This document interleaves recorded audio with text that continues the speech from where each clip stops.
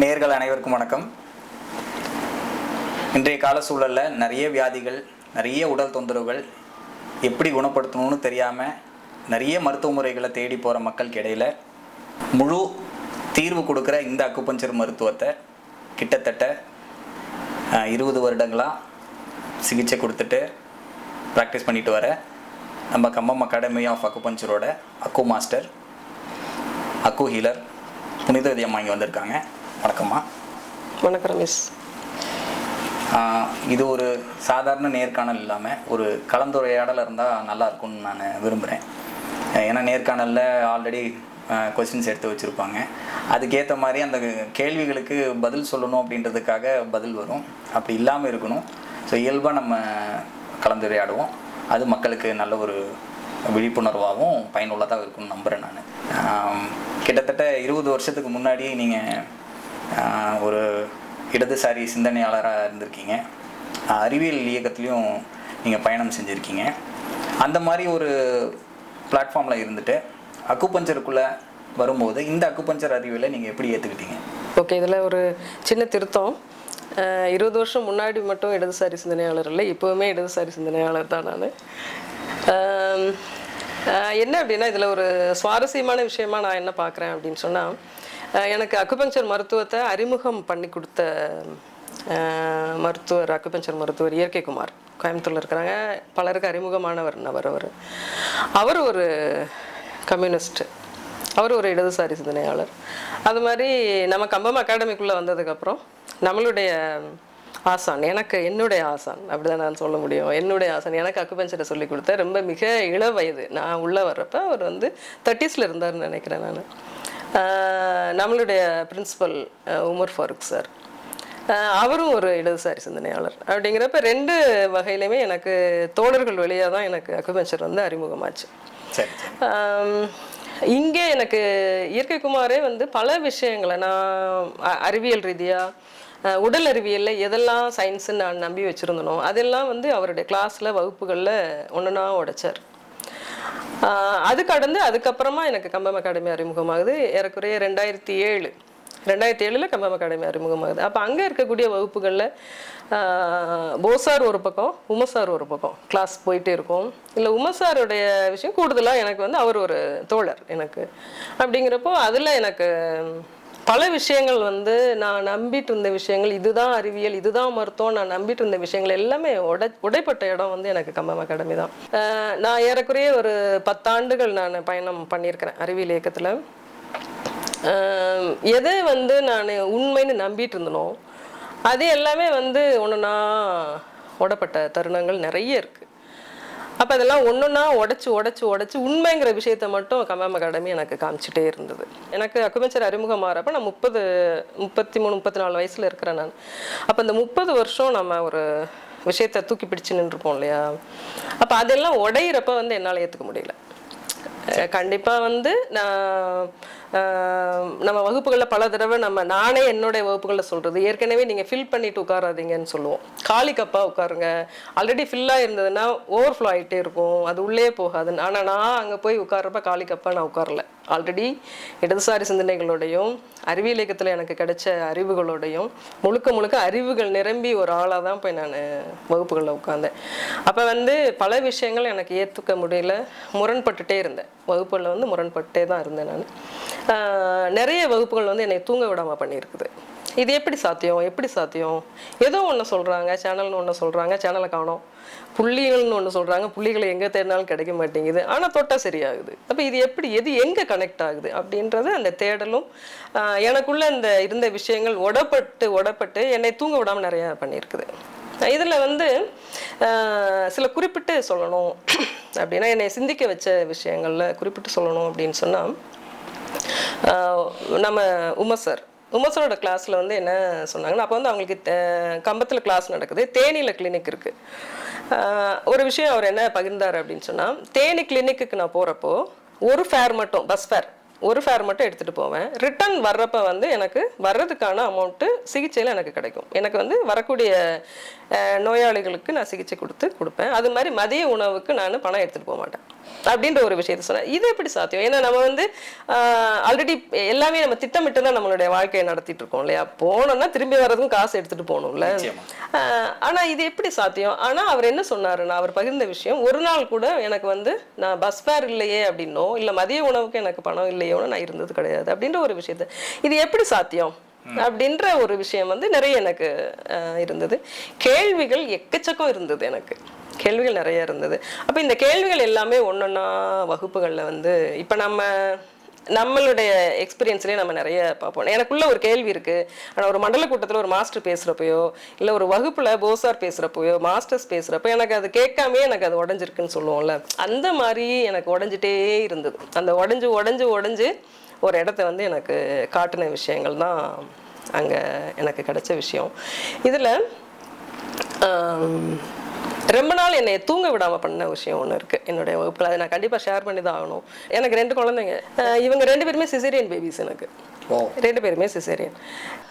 அவருடைய கிளாஸில் போகிற போக்கில் ஒரு விஷயம் சொன்னார். என்னென்னா, நீங்கள் வந்து நம்மளுடைய சந்ததி எத்தனை குழந்தைங்க இருக்கணும் அப்படிங்கிறத ஒரு மருத்துவம் தீர்மானிக்குது. ஒரு மருத்துவத்தினுடைய கையில் நம்ம கொடுத்துருக்கோம் அப்படின்றத அவர் சொன்னார். அப்போ வந்து அப்படியே நான் உட்கார்ந்துருக்கேன். எனக்கு வந்து அதுக்கப்புறம் உள்ள எதுவுமே எனக்கு உள்ளே போகல. ஆமாம்ல, எனக்குரிய ஒரு 33 வருஷம் 34 வருஷமா ஒரு மருத்துவத்தை நம்பி எனக்கு 2 குழந்தைங்க தான் இல்லையா? 2 சிசேரியன்னா 3ஆவதை பற்றி நான் யோசிக்கவே முடியாதுல்ல. அப்போ எனக்கு 2 குழந்தைங்க தான் அப்படின்னு நான் ஃபிக்ஸ் பண்ணி, நான் ஃபிக்ஸ் பண்ணல இல்லையா? எனக்கு ஒரு மருத்துவம் வந்து சொல்லியிருக்குது இல்லையா? அப்போ எந்த அளவுக்கு நாம் சரண்டர் பண்ணியிருக்கோம் நம்மளுடைய வாழ்க்கையை, நம்மளுடைய சுகாதாரத்தை, நம்மளுடைய ஆரோக்கியத்தை, நம்ம மட்டும் இல்லை நம்ம சந்ததிகளுடைய ஆரோக்கியத்தையும் ஒரு மருத்துவத்தின் கையில் ஒப்படைச்சிட்டு நம்ம பாட்டுக்கு ஜாலியாக எல்லாமே தெரிஞ்சிருக்கு நமக்கு அப்படின்னு நம்ம ஒரு வாழ்க்கையை நம்ம வாழ்ந்துட்டு இருக்கமேன்னு அந்த ஒரு இப்படி மழுங்கடிக்கப்பட்டிருக்கோம் அப்படிங்கிற விஷயமே எனக்கு அங்கே தான் ஸ்பார்க் ஆகுது. அதுக்கு முன்னாடி என்னென்னா, எனக்கு எல்லாம் தெரியும், எல்லாம் நான் அறிவியல் பூர்வமாக நான் வாழ்ந்துட்டு இருக்கிறேன், நான் எல்லா நோய்கள் பற்றிலாம் எனக்கு முழு விழிப்புணர்வு இருக்குது. ஏன்னா நான் அறிவியல் இயக்கத்தை நான் அதான் பண்ணிட்டு இருந்தேன். அப்படி இருந்த எனக்கு இப்படி ஒரு விஷயத்த அவர் சொன்னது. ஏன்னா என் கூட பிறந்தவங்க, நான் என்னோட சேர்த்து 4 பேர், அவங்கெல்லாம் ஃபேமிலி பிளானிங் பண்ணல. பாட்டி ஃபேமிலி பிளானிங் பண்ணல, அம்மா ஃபேமிலி பிளானிங் பண்ணல, 4 குழந்தைங்க. நாங்கள் 4 பேர் எவ்வளோ ஜாலியாக வீட்டில் விளையாடி செஞ்சு இல்லையா? ஆனால் எனக்கு 2 குழந்தைங்க தான். இது நான் தீர்மானிக்கல, ஆனால் நான் மருத்துவம் தீர்மானிச்சிருக்கு இல்லையா? அப்படிங்கிற அந்த ஒரு விஷயம் இருக்குல்ல, இது என்னை ரொம்ப நாளாக தூங்க விடலை. இப்போ வரைக்கும் கூட நான் ஒரு பக்கம் சோர்ந்து போயிட்டேன் அப்படின்னு சொன்னால் என்னைய ஓட வைக்கிறது அப்படிங்கிறது இந்த மாதிரியான விஷயங்கள். உமர் சார் வழியாக கிடைச்சது, போசார் வழியாக கிடைச்ச விஷயங்கள்லாம் வந்து என்னை இன்னும் முன்னோக்கி கொண்டு போகக்கூடிய விஷயங்கள். இதை நான் பதிவு பண்ணுறேன். இதில் அறிவியல் இயக்கத்தில் ஒரு அறிவியல் பூர்வமான விஷயங்கள்லாம் எனக்கு என்ன புரிஞ்சு வச்சிருந்தேன்னா, நம்ம உடல் வந்து இயங்கிட்டு இருக்கு. உடல் அறிவியலில் நமக்கு ஒரு விஷயம் புரிஞ்சிருக்குது. நரம்பு மண்டலம் இருக்குது, ரத்த ஓட்ட மண்டலம் இருக்குது, நிணநீர் மண்டலம், இப்படி என்னென்னவோ இருக்குது இல்லையா? எலும்பு மண்டலம் இருக்குது. இதெல்லாம் பற்றி நமக்கு தெரியும். ஆனால் இது எல்லாம் ஒருங்கிணைஞ்சு செயல்படுது. ஒருங்கிணைந்த செயல்பாடு தான் இருக்குது. இதை ஒருங்கிணைக்கிற செயல்பாட்டை வந்து உயிர் நடத்திக்கிட்டே இருக்குங்கிற அந்த ஒரு விஷயம் இருக்கு இல்லையா? இது ரொம்ப தெளிவாக அங்கே புரிஞ்சது. இதை எங்கேயுமே சொல்லித்தரல யாரும் இல்லை. இதை பற்றி சொல்லி படிச்சிட்டோம், அதை பற்றி படிச்சிட்டோம், எத்தனை எலும்புகள் இருக்குது, எத்தனை ஜாயின்ஸ் இருக்குன்னுலாம் படிச்சிட்டோம். ஆனால் இது உயிர்னு ஒன்று இயக்கிக்கிட்டே இருக்குது, ஒருங்கிணைந்த செயல்பாடு தான் நடக்குது அப்படிங்கிற ஒரு இடத்துல இருக்கிற பிரச்சனை இன்னொரு இடத்துல ரிஃப்ளெக்ட் ஆகுங்கிற விஷயம் மிகப்பெரிய அறிவியல். இந்த உடல் அறிவியல் வந்து கிடைச்சது கம்பம் அகாடமி. இப்போ இதெல்லாம் வந்து எனக்கு ஒன்றா நான் ஏற்கனவே சேகரித்து வச்சுருந்த விஷயங்கள் இருக்கு இல்லையா? இதெல்லாம் ஒன்றா உடைச்சு என்னுடைய அடையாளங்கள் இருக்கு இல்லையா? நீ ஒரு இடதுசாரி, நீ ஒரு அறிவியல் இயக்கத்துலேருந்து நீ வந்திருக்கிற, உனக்கு இதெல்லாம் தெரியும், இப்படி இதெல்லாம் எனக்கு ஒன்றுமே தெரியல அப்படின்ற விஷயத்துக்கு கொண்டு வந்து என்னை நகர்த்துச்சு. அப்போ நீ இவ்வளோ நாள் இந்த சமூகத்துக்கு ஏதோ செய்யணும் அப்படின்னு நீ செயல்படணும் அப்படின்லாம் நான் நிறைய வச்சுருந்தேன். நான் ஒரு தெரியாத விஷயங்கள் நிறையா இருக்குது, அவங்களுக்குலாம் கற்றுக் கொடுக்க வேண்டியிருக்குன்னு சொல்லி. அப்படிலாம் இல்லை, உனக்கே ஒன்றும் தெரியல உன்னுடைய உடல் பற்றி, உண்மையான அறிவியல் தெரியல அப்படிங்கிற விஷயத்தில் அங்கேருந்து நம்ம செயல்பட வேண்டிய இடம் எங்கே அப்படிங்கிற என்னை ஒரு சரியான ஒரு தளத்துக்கு கொண்டு வந்து சேர்த்தது அப்படிங்கிறது கம்பம் அகாடமி தான். ஸோ லேர்ன் டு அன்லேர்ன் அப்படின்ற விஷயம் நான் நீங்கள் பேசினது வச்சு புரிஞ்சுக்கிறேன். ரொம்ப சந்தோஷம். பொதுவாக பார்த்தீங்கன்னா அக்குபஞ்சர் ஃபீல்டுக்குள்ளே வரவங்க ஒரு 95% மக்கள் வந்து ஒன்று நோயாளியாக இருப்பாங்க, இல்லை அவங்க குடும்பத்தார்கள் யாராவது நோயாளியாக இருந்து இதுக்குள்ளே வந்து தீர்வு காணினதுக்கப்புறம் படிப்பாங்க. ஸோ நீங்கள் எப்படி உள்ளே வந்தீங்க? பையன் வந்து 4வது படிக்கிறப்போ வந்து அவனுடைய கண் பார்வை கொஞ்சம் கொஞ்சமாக குறையுது. அப்போ உடனே நமக்கு தெரிஞ்ச ஒரே மருத்துவம் 4வதுலேயே கண்ணாடி போட்டு விட்டாச்சு. கண்ணாடி போட்டாலுமே என்ன நடக்குது அப்படின்னு சொன்னால் ஒரு 6 மாதத்துக்கு ஒரு தடவை பவர் சேஞ்ச் வருது. ஏன்னா பொதுவாக நீங்கள் ஒரு தடவை கண்ணாடி போட்டிங்கன்னா ஒரு 1.5 வருஷத்துல 2 வருஷத்துக்கு அப்புறம் அந்த கண்ணாடியை மாற்றுங்கன்னு ஒரு இது இருக்கும். அவனுக்கு வந்து ஒரு 6 மாதம் 7 மாதத்துலேயே வந்து கண்ணாடியை திரும்பவும் நாங்கள் மாற்ற வேண்டிய ஒரு கட்டாயம் வருது. இப்படி வர்றப்போ அவனோட பவர் வந்து ரொம்ப ஷார்ட் பீரியட்லேயே மாறிக்கிட்டே வருது.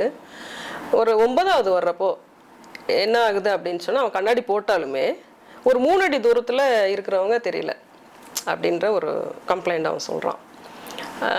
எப்படி சொல்கிறான்னா, அம்மா நீங்கள் எனக்கு அம்மான்னு தெரிஞ்சதுனால நீங்கள் தான் நிற்கிறீங்கன்னு எனக்கு தெரியுது, வேற யாராவது அங்கே நின்னா எனக்கு தெரியல அப்படின்றான். ஒரு உருவம் தெரியுது ஆனால் யாருன்னு தெரியல அப்படின்ற. அப்படி இருக்கிற போது ஒரு 3 அடி தூரத்துலேயே அவனுக்கு தெரியலன்ற போது போர்டு இல்லையா, போர்டில் எழுதுகிற எழுத்துக்கள் அவனுக்கு கிளியராக இல்லை. ரொம்ப ஸ்ட்ரகிளை வந்து அவன் சந்திக்க ஆரம்பித்தான். அப்போ இருக்கப்போ எங்களுக்கு தெரிஞ்ச ஒரே மருத்துவம் அலோபதிக்கு தான். திரும்ப இத்தனை பவர் சேஞ்ச் ஆகிட்டே இருக்குது, அங்கே ஒன்றும் அவங்க கம்ப்ளைண்ட் எதுவும் கண்டுபிடிக்கல. இந்த ஒரு விஷயம் எங்களுக்கு ரொம்ப சிக்கலாகிடுச்சு. ஏன்னா கண்ணுங்கிறது ரொம்ப முக்கியமானது இல்லையா. அப்படி இருக்கிறப்போ அலோபதி பெரிய பெரிய ஹாஸ்பிட்டல்ஸ், கோயம்புத்தூரில் இருக்கக்கூடிய மிகப்பெரிய ஹாஸ்பிட்டலுக்கு நாங்கள் போகிறோம். அங்கே போகிறப்ப அவங்க என்ன சொல்கிறாங்க அப்படின்னு சொன்னால், இதுக்கு ஒரு பேர் வைக்கிறாங்க. அவங்க கெரட்டோகோனஸ் அப்படின்னு ஒரு தொந்தரவை அவங்க சொல்கிறாங்க. இதுக்கு என்ன சிகிச்சை அப்படின்னு சொன்னால், சர்ஜரி நீங்கள் பண்ணிக்கோங்க, லேசரில் பண்ணிக்கலாம். ஒரு மருத்துவமனையில் எங்களுக்கு என்ன சொல்கிறாங்கன்னா, இப்போ இங்கே எங்களுக்கு அந்த எக்யூப்மெண்ட்ஸ் எதுவும் இல்லை, கோயம்புத்தூரில் நீங்கள் பண்ணவே முடியாது, எங்களுக்கு வந்து வெளியிலேருந்து வரணும், நாங்கள் போகிறது ஜனவரியில். அவங்க என்ன சொன்னாங்கன்னா, மே மாதம் வந்துடும், அந்த மெஷின்ஸ் வந்துடும், இப்போவே ஆல்ரெடி ரெஜிஸ்டர் பண்ணிகிட்ருக்காங்க, ஒரு 4 பேர் ரெஜிஸ்டர் பண்ணியிருக்காங்க, நீங்களும் உங்கள் 5வதாக உங்கள் பையனோட பேரை ரெஜிஸ்டர் பண்ணிக்கோங்க, மே மாதம் நீங்கள் சர்ஜரி பண்ணிக்கலாம், ஒருவேளை உங்களுக்கு இப்போவே வேணும்னா நீங்கள் இங்கே இல்லை நார்த் இந்தியா போகணும் அப்படின்னு எங்களுக்கு ஒரு அட்வைஸ் கொடுக்குறாங்க. அப்போ அவனுக்கு இருந்த கண் பவர் என்னென்னா -8. அப்போது எங்களுக்கு ஒரு மருத்துவமனையில் சொன்னவொடனே உடனே கண்ணில் கை வைக்கிறது இல்லையா அப்படின்னு ஒரு யோசனை வருது. அப்போ திரும்பவும் செகண்ட் ஒப்பீனியனுக்கு இன்னொரு ஹாஸ்பிட்டல், அதுவும் பெரிய ஹாஸ்பிட்டல், அங்கே போகிறோம். அங்கே போனோன்னா அவங்களும் இதே சேம் டெஸ்ட் எல்லாமே எடுத்து பார்த்து அவங்களும் சொல்கிறாங்க அது கெரட்டோகோனஸ் அப்படின்னு சொல்லிட்டு அவங்க என்ன சொல்கிறாங்கன்னா, ஃப்ரைடே நீங்கள் அட்மிட் ஆகுங்க, நீங்கள் சர்ஜரி பண்ணிவிட்டு திங்கட்கிழமை லீவே தேவையில்லை, திங்கட்கிழமை நீங்கள் ஸ்கூலுக்கு அனுப்பிடலான்றாங்க. எனக்கு பெரிய ஆச்சரியம், இங்கே எங்கேயுமே எக்யூப்மெண்ட்டே கிடையாது, இங்கே இதுக்கு சர்ஜரிக்கு வாய்ப்பே இல்லை, நீங்கள் நார்த் இந்தியா போகணுன்னு ஒரு ஹாஸ்பிட்டல். இன்னொரு ஹாஸ்பிட்டல் சொன்னாங்க நீங்கள் அட்மிட் ஆகுங்க வெள்ளிக்கிழமை, ஒரு 35,000 ரூபா கொட்டேஷன் வேறு கொடுக்குறாங்க, அட்மிட் ஆகுங்க நீங்கள் சர்ஜரி பண்ணிக்கோங்க அப்படின்ன உடனே எனக்கு அதில் உடன்பாடு இல்லை. அப்போ என்னென்னா கேள்விகள் கேட்குறோம். இப்போவே அவனுக்கு -8 இருக்குது, இப்போ சர்ஜரி பண்ணினதுக்கப்புறமா கண் பார்வை இழந்த பார்வை மீண்டு வருமா அப்படின்னு கேட்குறப்ப அதுக்கு உத்தரவாதம் இல்லைன்னு சொல்கிறாங்க. உத்தரவாதம் இல்லை, திரும்பி வரவே வராது, போன பார்வை மீட்டெடுக்கவே முடியாது, இப்போ ஒன்று இருக்கு இல்லையா இதில் வேணால் அப்படியே ரிட்டைன் பண்ணி தர முடியும் அப்படின்னு ஒரு விஷயத்த அவங்க சொல்கிறாங்க. அப்போ எங்களுக்கு வந்து அதில் திருப்தி இல்லை. அப்போ இப்போ இன்னும் தேடுவோம். உடனடியாக வந்து அவங்களுடைய மோட்டிவ் என்னென்னா, எப்போ நீங்கள் அட்மிட் ஆகுறீங்க அப்படின்னு அவங்க சொல்லிகிட்டே இருக்காங்க. இதுக்கு இடையில் இங்கே மே மாதம் ஆயிடுச்சு, ஃபஸ்ட்டு ஹாஸ்பிட்டலில் ஒரு நேம் நாங்கள் ரெஜிஸ்டர் பண்ணோம்ல, அங்கேருந்து எங்களுக்கு திரும்ப கால் வருது, வாங்க என்னைக்கு வந்து நீங்கள் சர்ஜரி பண்ணிக்கிறீங்கன்னு ஒரு. அப்போ இதுக்குள்ளே போகக்கூடாதுன்னு எங்களுக்கு ஒரு ஏதோ ஒன்று உள்ள அலர்ட் பண்ணிக்கிட்டே இருந்தது. அப்போ தேட ஆரம்பித்தோம். அப்போ இது தாண்டி வேறு ஏதாவது பாரம்பரிய மருத்துவங்களில் மரபு வழி மருத்துவங்கள் ஏதாவது தீர்வு இருக்குமா அப்படின்னு தேடுறப்ப எங்களுக்கு அக்குபஞ்சர் வந்து அறிமுகமாகுது இயற்கை குமார் வழியாக. இப்போ உங்கள் பையன் எப்படி இருக்காரு? இப்போ அவரோட பார்வை எப்படி இருக்கு அவரோடது? ஃபஸ்ட் டைம் வந்து இயற்கை குமாரை நாங்கள் சந்திக்க போகிறோம். அவர் முதல்ல சொன்ன விஷயம் என்ன அப்படின்னா, கண்ணாடியை கழட்டுங்க, கண்ணாடியை கழட்டிட்டு தான் சிகிச்சை ஆரம்பிப்போம் அப்படின்றார். இது பெரிய ஒரு அதிர்ச்சியாக இருந்துச்சு, ஏற்றுக்க முடியாமல் இருந்தது. ஏன்னா எங்களுக்கு அலோபதியில் என்ன சொல்லிட்டு இருக்கிறாங்கன்னா, கண்ணாடியை தூங்குற சமயம் குளிக்கிற சமயம் தவிர மற்ற நேரங்களில் கண்ணாடி கழட்டவே கூடாது அப்படின்றது எங்களுக்கு கொடுத்த அட்வைஸ். அப்படி அவன் எப்பவுமே கண்ணாடி போட்டுட்டு இருந்தாலும் பார்வை மாறிக்கிட்டே இருக்கு இல்லை, பவர் சேஞ்ச் ஆகிட்டே இருக்கிறது எங்களுடைய அனுபவம். அது அவன் 4வதுலேருந்து 9வது வரைக்கும் எங்களுடைய அனுபவம். இவர் போனவொடனே வித்தியாசமாக இருந்தது, கண்ணாடி கழட்டினா தான் சிகிச்சை கொடுக்குறாரு. அப்போ சிகிச்சை அப்படிங்கிறது எப்படி இருந்ததுன்னா, சும்மா வேறு ஒன்றுமே இல்லை, அவர்கிட்ட ஒரு 2 இடத்துல டச் பண்ணுறாரு, இவ்வளோதான் அவருடைய ட்ரீட்மெண்ட்டு. அப்படி இருக்கிறப்ப கண்ணாடியை கழட்டிட்டா ஏதாவது நமக்குள்ள ஒரு பயம் இருக்கும்ல, கண்ணாடி கழட்டிட்டா ஒருவேளை ரொம்ப அவன் சிரமப்படுவானோ அப்படின்றது. அந்த எந்த சிரமமும் வித்தியாசமே தெரியல. கண்ணாடி போட்டிருந்ததுக்கும் கண்ணாடி கழட்டினதுக்கும் ஒரே மாதிரி தான் இருக்கிறானே தவிர, நானும் எப்படி தம்பி இருக்கு, டெய்லி இதை நான் அது என்கொயரி பண்ணிட்டே இருப்பேன். எப்படி இருக்கு, நீ ஸ்கூல் போறான், சைக்கிள் ஓட்டுறான், ஏதாவது சிரமம் இருக்கான்னா ஒண்ணுமே இல்லை. கண்ணாடி கழட்டினதுக்கு அப்புறம் இப்படிதாம்மா இருக்கு, கண்ணாடி போட்டிருந்தாலும் ஒரே மாதிரி தான் இருக்கு. அப்ப பெரிய வித்தியாசமே இல்லை. அப்ப கண்ணாடி கழட்டினதோட அப்படி அந்த 9th ஸ்டாண்டர்ட்ல கழட்டின கண்ணாடி தான். எப்போ ஃபர்ஸ்ட் இந்த அக்குபஞ்சருக்குள்ள போறப்ப கழட்டின கண்ணாடி, அதுக்கப்புறம் அவன் திரும்ப போட வேண்டிய அவசியங்கிறது வரல. அப்ப தொடர்ச்சியா வந்து அவர்கிட்ட சிகிச்சையில் இருக்கிறோம். அதுக்கப்புறம் நான் அக்குபஞ்சர் படிக்கிறேன். அப்ப நான் ட்ரீட்மெண்ட் பண்றேன். வாழ்க்கை முறையில மாத்திரம், சரியான நேரத்தில் தூங்குறது, சரியான உணவு முறைகள், இப்படி நம்ம வந்து வர்றோம். எப்போ இந்த அக்குபஞ்சருக்குள்ளே வந்தோமோ உடல் அறிவியல்ங்கிறது புரிய ஆரம்பிச்சிருச்சு. அப்போ வந்து கண் பார்வை அப்படிங்கிறது வந்து மாறிக்கிட்டே இருக்கக்கூடிய விஷயம். அது அந்த அந்த ரீடிங் அப்படிங்கிறது வந்து இந்த -8, -4, -1 அப்படிங்கிறது வந்து கான்ஸ்டண்ட்டாக ஒரு இடத்துல நிற்காது. அது ஜஸ்ட் நம்பர், அது மாறிக்கிட்டே தான் இருக்கும் அப்படிங்கிற விஷயம் தெளிவாச்சு. எனக்குள்ள ஒரு தாயா எனக்கு என்ன பயம் இருந்தது, அவர் இந்த -8 இருக்கிறப்போ 3 அடி தூரத்தில் ஒருத்தன் தெரியாதுன்றப்போ ஒரு தாயா எனக்கு என்ன, ஏன்னா அவன் பையன் இல்லையா. அப்போ 9th ஸ்டாண்டர்டில் இந்த ஸ்ட்ரகிள் அவன் சந்திக்கிறான் அப்படின்னா இனி அவனுடைய வாழ்க்கை இருக்கு இல்லையா. 2 வீலர் ஓட்டணும், ஏன்னா எல்லாரும் பசங்களும் ஓட்டுவாங்க, ஃப்ரெண்ட்ஸ் ஓட்டுவாங்க, கார் ஓட்டுவாங்க. இவன் எப்படி இதெல்லாம் கடந்து வர போகிறான். அப்போ நம்ம பையனுக்கு வந்து விஷன் வந்து இப்படியே குறைஞ்சிட்டே போயிடும். ஏன்னா எங்களுக்கு நான் அந்த 2வது ஒரு ஹாஸ்பிட்டல் சொன்னேன் இல்லையா, அந்த சர்ஜரிக்கு போகிறதுக்கு அவங்க வர சொன்னாங்களா. அவங்க என்ன சொன்னாங்கன்னா, ஒருவேளை நீங்கள் சர்ஜரி பண்ணலைன்னா உங்கள் பையனோட பார்வை இப்போ எப்படி குறைஞ்சிட்டே வருதோ அது இப்படியே இருந்து சுத்தமாக இருக்காது அப்படின்ற ஒரு விஷயத்த அவங்க சொன்னாங்க. ஆமாம், அதுதான் அந்த வார்த்தை நான் சொல்லலை. அவருக்கு கண்ணு சுத்தமாக தெரியாமல் போயிடும் அப்படின்றது. அப்போ எனக்குள்ள ஒரு கவலை இருந்துச்சு, ஒரு பயமும் இருந்துச்சு. எப்படி அவன் வந்து அவனுடைய வாழ்க்கையை எப்படி அவன் லீட் பண்ணுவான் அப்படின்ற விஷயம். இந்த பயம் எல்லாம் வெத்து பயம் அப்படிங்கிறத அக்குபஞ்சர் வந்து எனக்கு கிளியர் பண்ணி கொடுத்தது. இப்போ அவருக்கு வயசு 30 ஆச்சு. அவர் எங்கே மேடு இருக்குது, எங்கே பள்ளம் இருக்குது எல்லாம் பார்த்து கிளியராக வண்டி ஓட்டுறாரு. நல்ல ஒரு கண் பார்வை கிளியராக இருக்கக்கூடிய விஷன் சரியாக இருக்கிறவங்க என்ன மாதிரி அவர் வாழ்க்கையை வாழ்கிறாங்களோ அதை தான் அவரும் இது பண்ணுறாரு. கார் டிரைவிங்லேருந்து எதுவுமே அவருக்கு எந்த ஸ்ட்ரகிளும் இல்லை. அந்த நல்ல லைஃப்பை லீட் பண்ணுறாரு. இதில் இன்னொரு விஷயம் நான் சொல்லணும், இவர் +2 முடிச்சுட்டு அவர் காலேஜில் போய் அவர் ஜாயின் பண்ணது, இந்த ஸ்ட்ரகிள்லையுமே அவர் என்னன்னா விஸ்காம் கேட்குறாரு. விஸ்காம் தான் போய் ஜாயின் பண்ணுறாரு. ஜாயின் பண்ணிவிட்டு அதுலேயும் அவர் சூஸ் பண்ணது எடிட்டிங். கண்ணு முழிச்சே இருந்து வேலை பார்க்கறது. ஆமா, கண்ணு முழிச்சே இருந்து வேலை பார்க்கறது. ஏன்னா நீங்க விஷன் கரெக்டா இருந்தா தான் எடிட்டிங் வந்து பெர்ஃபெக்ட்டா இருக்கும் இல்லையா. ஆனா அவர் அதை தான் பண்ணாரு. அவருக்கு இன்னும் கூட அந்த பேஷனா எடிட்டிங் பண்றது ரொம்ப மனசுக்கு பிடிச்ச விஷயமா இப்ப வரைக்கும் அவர் அதை பண்ணிட்டு தான் இருக்கிறாரு. நல்லது. இன்னொரு விஷயத்தை நான் சேர்த்து சொல்லணும். இப்ப வரைக்கும் அவருடைய விஷன் வந்து இப்ப எவ்வளவு இருக்கு, என்ன நம்பர்ல இருக்கு அப்படின்னு நாங்க பார்க்கவே இல்லை. ஏன்னா அது மாறிக்கிட்டே இருக்கக்கூடியது அப்படிங்கிற தெளிவு கிடைச்சதுனால அதை நாங்கள் செக் பண்ணலாம். அதான் நீங்கள் சொல்லும் போது ஒரு விஷயம் ஞாபகம் வருது. நம்ம மாஸ்டர் சொல்லுவாங்க, பார்வை அப்படின்றது ஒரு கண் இன்னொரு கண்ணை தனித்தனியாக டெஸ்ட் பண்ணி பார்த்து பவரை வச்சு கிடையாது. விஷன் அப்படின்றது பார்வை அப்படின்றது ஒன்று தான் அப்படின்னு சொல்கிறது சரியாக தான் இருக்குது. எனக்கும் அந்த அனுபவம் இருக்குது, கண்ணாடி கட்டின அனுபவம் இருக்குது. அதனால் உங்களோட எமோஷன் என்னால் புரிஞ்சுக்க முடியுது. பொதுவாக பார்த்தீங்கன்னா அக்குபஞ்சருக்குள்ளே வரும்போது நிறைய நெருக்கடி இருக்கும். முக்கியமாக பார்க்க போனால் பெண்மணிகளாக இருக்கும்போது ஃபேமிலியில் நிறைய சப்போர்ட் இல்லாமல் ஏதோ ஒரு நெருக்கடி வரும். உங்களுக்கு அந்த மாதிரி என்ன நெருக்கடி ஏற்படுது, ஷேர் பண்ணுங்க. இப்போ எனக்கு வந்து அக்குபஞ்சர் அறிமுகமாகறப்போ பொண்ணு வந்து யூகேஜி படிச்சுட்டு இருக்காங்க, பையன் 9th ஸ்டாண்டர்ட். இப்போ டோட்டலாகவே வந்து மருந்துகளினுடைய பிரச்சனைகள்லாம் தெரிகிறதுனால இனி வந்து எந்த தொந்தரவுக்கும் மருந்துகள் எடுத்துக்கூடாதுன்ற அந்த ஒரு விழிப்புணர்வு கிடைக்கும். அப்போ சுத்தமாக மருந்துகளை வந்து வீட்டில் நிறுத்துகிறோம். ஏன்னா அது வரைக்கும் எல்லாம் சளிக்கு காய்ச்சலுக்கு நல்லா சிறப்புகளை வாங்கி வச்சு அப்படிதானே ஒரு வாழ்க்கை கூட இருக்கும். அப்போ விட்டுட்டு நம்ம இந்த வாழ்க்கைக்குள்ள விட்டுறப்போது முதல்ல துவக்கத்தில் வந்து என் பொண்ணுக்கு காய்ச்சல் தோணுது. காய்ச்சல் வந்து ஒரு வாரம் நீடிக்குது.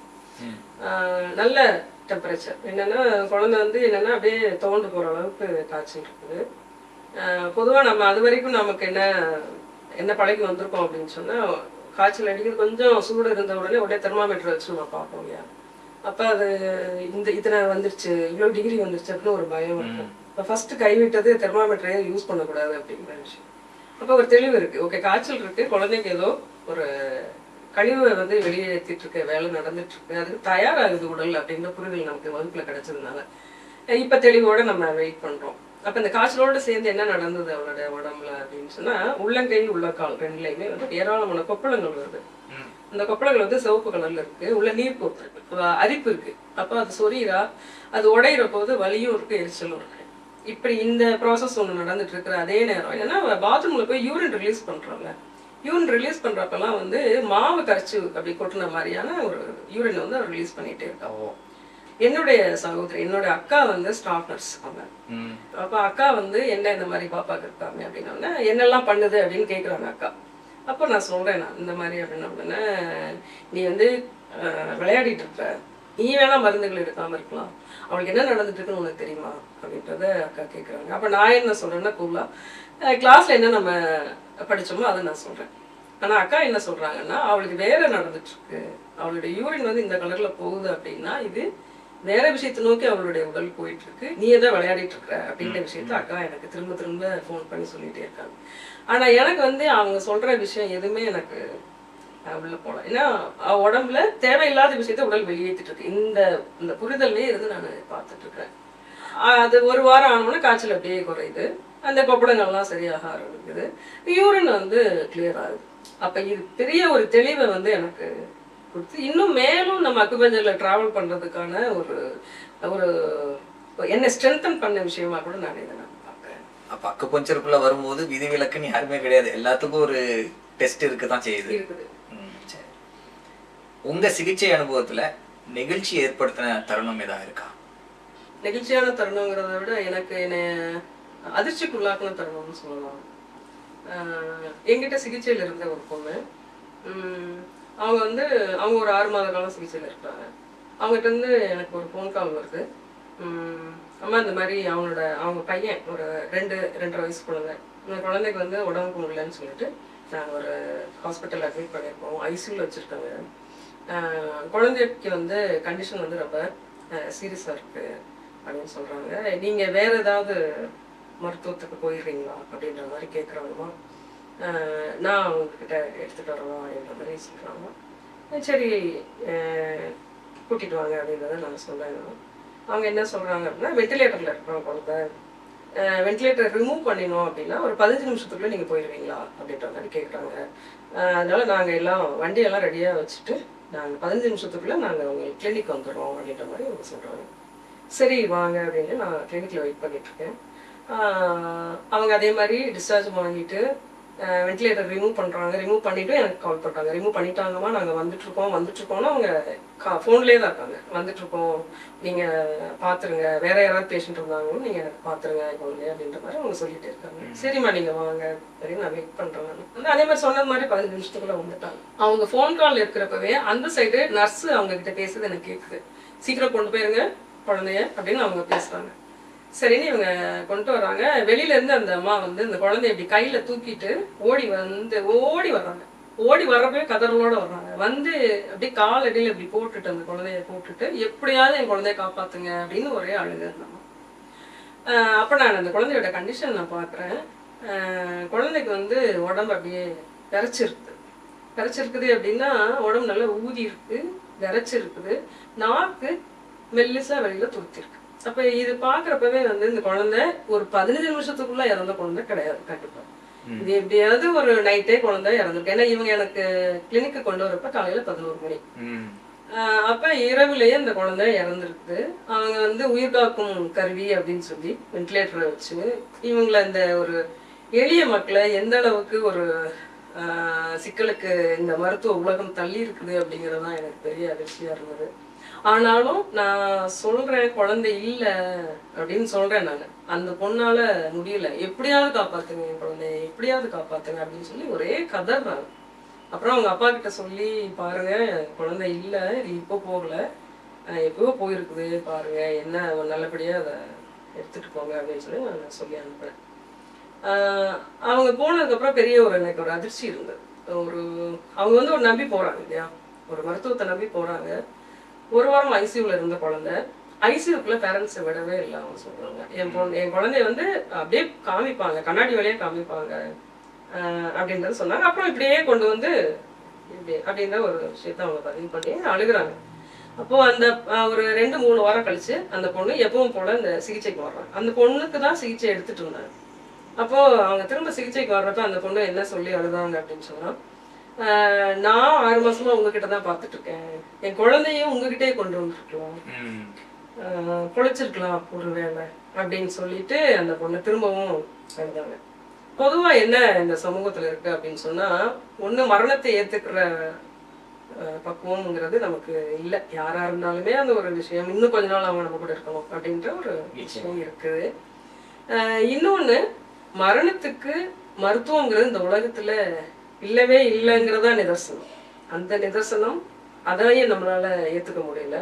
இன்னொன்று, மரணம் எந்த மருத்துவத்திலையும் நிகழும், இன்னொன்று எந்த வயசுலையும் நிகழும் அப்படிங்கிற ஒரு பெரிய உண்மை வந்து புரிஞ்சது எனக்கு.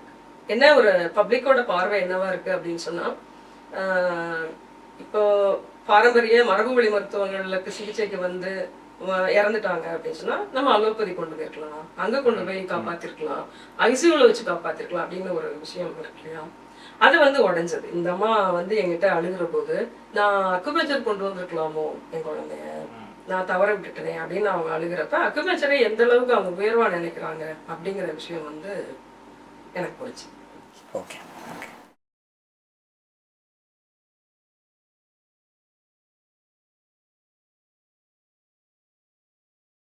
அமைதிங்கிறது சாதாரண அமைதியை நான் ஃபீல் பண்ணது கிடையாது. ஒரு ஆழ்கடல் அமைதின்னு சொல்லுவாங்க. என்ன நடந்தாலும் அந்த அந்த தன்மையை அவருடைய இது என்ன அப்படின்னா, ரத்த உறைவு இல்லாம போயிட்டே இருக்கும். அவங்களுக்கு எங்கேயாவது ப்ளீட் ஆயிடுச்சு, ஒரு காயம் ஆயிடுச்சுன்னா ரத்தம் உறையாம அப்படியே ப்ளீட் ஆகிட்டே இருக்கும். இதுக்கு அவங்க மெடிசன்லேயே இருப்பாங்க, டெய்லி ரெகுலர் மெடிசன் இருப்பாங்க. ஒரு 3 months அது இத்தனை நாள்ல போய் எங்க உட்காரணும் அப்படிங்கிறதும் இல்லை. ஏன்னா இத்தனை நாள்ல இந்த கரு வந்து வெளியில வரணும்னு ஒரு விஷயத்த பேசுறாங்க இல்லையா.